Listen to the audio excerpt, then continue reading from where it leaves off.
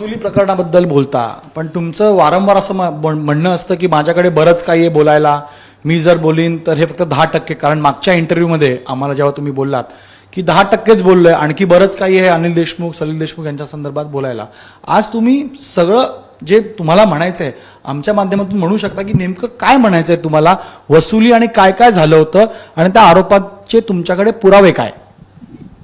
देखिए, जो मेरे पास पर्सनल जानकारी थी, जिसकी जो मेरे को एविडेंस थी, वो तो मैंने सबमिट कर दी थी उस लेटर के साथ जो मैंने ऑनरेबल सीएम साहब को लिखी थी. उसके बाद जब मैं ऑनरेबल हाई कोर्ट के सामने गया, मैटर ऑनरेबल सुप्रीम कोर्ट तक गया, सीबीआई में इंक्वायरी हुई, वहां भी जाकर मैंने एविडेंस दी. मेरे पास अनिल देशमुख साहब के पर्सनल नोटिंग वाले आज भी कुछ लेटर्स प्रेजेंट हैं जिन पे उन्होंने पर्सनल नोटिंग की हुई है कि ये पोस्टिंग किसके कहने पे कहां पे करनी है. इस प्रकार की नोटिंग्स वाले लेटर मेरे पास थे जो मैंने ईडी में और सीबीआई में सबमिट भी किए हैं, शायद चार्जशीट का हिस्सा भी होंगे. मैंने चार्जशीट देखी नहीं है, लेकिन उन लेटर्स की कॉपी आज भी मेरे पास मौजूद है, जहां पे श्री अनिल देशमुख की खुद की हैंडराइटिंग में लिखा हुआ है कौन से ऑफिसर की पोस्टिंग किसकी सिफारिश पे कहां करने की है. पण अधिकार तर तुमचे होते आणि आतापर्यंत जे आपण पाहतोय गृहमंत्री, मुख्यमंत्री, उपमुख्यमंत्री हे रेकमेंडेशन तर करतात, कारण त्यांच्या अधिकारातला विषय असतो. म्हणून त्यांनी जर कुठे काही शेरा दिला असेल तर ते चुकीचं होतं तुमचं म्हणणं आहे. जो उस समय का सिस्टम चल रहा था उसमें इस प्रकार का नहीं था कि वो एक सिफारिश करते थे. वहां पे पूरी लिस्ट तैयार की जाती थी, ऑफिसर्स को बुला के जो पीईबी होती थी, पुलिस एस्टैब्लिशमेंट बोर्ड की मीटिंग होती थी मंत्रालय में, वहां पे उनके सिर्फ सिग्नेचर लिए जाते थे, किसी को कुछ डिस्क्रिप्शन नहीं होता था कहने का.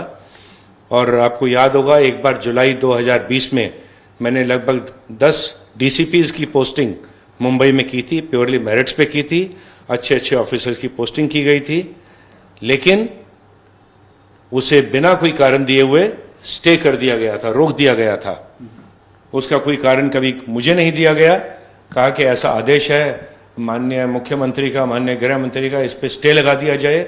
ऐसा एडिशनल चीफ सेक्रेटरी का मुझे मैसेज आया और उसके लगभग 3-4-5 दिन बाद लगभग वही ऑफिसर्स की पोस्टिंग लगभग उन्हीं जगहों पर हो गई. 2-3 ऑफिसर्स थे जो ज्यादा अपराइट थे, ज्यादा ईमानदार थे, उनको बाहर करके उसके अलावा अधिकतर ऑफिसर्स की पोस्टिंग वहीं की वहीं कर दी गई.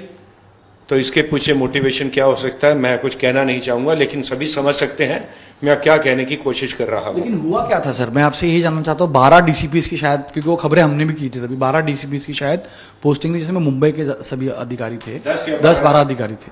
तो मैं सवाल की ऑर्डर आए, उसके बाद वापस ऑर्डर रिट्रैक्ट किए गए थे या रिवोक किए गए और फिर वापस नए ऑर्डर आए थे. उस समय हुआ क्या था, किसने ऑर्डर्स दिए थे और वापस नए ऑर्डर्स किसके कहने पे आए? मुंबई सिटी में पुलिस पोस्टिंग का अधिकार पीईबी को होता है, जो कि कमिश्नर ऑफ पुलिस हेड करता है.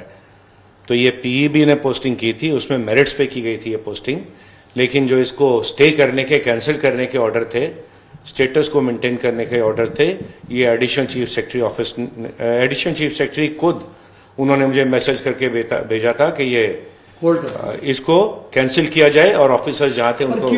क्यों कैंसिल किया गया, क्या जानकारी आपके पास? क्योंकि आपके ऑर्डर्स थे तो आपको तो पता होगा कि इसमें क्या. मेरे अधिकार के थे, मेरिट्स पे किए गए ऑर्डर्स थे. अब उसके पीछे क्या कारण हो सकता है, क्यों कोई कैंसिल करेगा, आप बताइए. मुझे कभी कारण बताया नहीं गया. फिर भी आपकी जानकारी क्या है? जानकारी तो जानकारी से ज्यादा मतलब इसके पीछे क्या मीनिंग है उतना तो आपको भी समझ आता है, मुझे भी समझ आता है. दैट एक मैल प्रैक्टिस थी, एक्सटॉर्ट करने का एक तरीका था, ऑफिसर से पैसे निकालने का तरीका था. और मुझे नहीं मालूम वास्तव में निकाले गए नहीं निकाले गए पैसे, लेकिन उसका कोई कभी ना कोई कारण दिया गया. क्यों रोकी गई थी, किस लिए रोकी गई थी, इलीगल थी बिल्कुल. हर प्रकार के जो इससे संबंधित ट्रांसफर से संबंधित कानून है उसका वायलेशन था और किया गया. लेकिन हुआ, उसके बाद ऑर्डर्स दोबारा निकाले गए, गवर्नमेंट ने निकाले एंड लगभग सिमिलर ऑर्डर्स निकाले गए 2-3 चेंजेस करने के बाद. पोस्टिंग में आप कहते हैं भ्रष्टाचार, पैसे, इसके तथ्य या इसको लेकर क्या आपके पास प्रूफ्स हैं जो आप इसको एस्टैब्लिश कर पाएंगे? मेरे पास पर्सनली जितने प्रूफ थे मैंने ईडी सीबीआई में सबमिट कर दिए हैं. मेरे पास आज बता पाएंगे